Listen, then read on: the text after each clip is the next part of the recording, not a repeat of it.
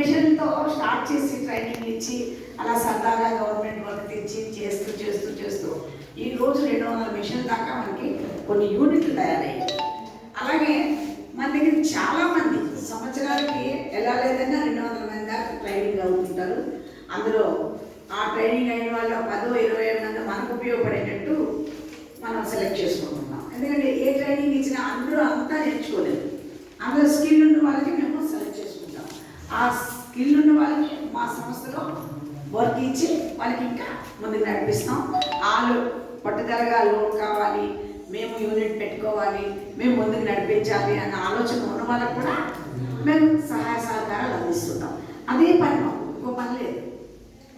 అంటే ఒక 10 మంది బాగుండాలా, 10 మంది బ్రతకాలా, 10 యూనిట్లు పెట్టుకోవాలా, ఆ యూనిట్ల మీద వాళ్ళు కొంత సంపాదించుకోవాలా, వాళ్ళ ఫ్యామిలీని వాళ్ళు ఆదుకోవాలి అనే ఒక కాన్సెప్ట్తో మొదటి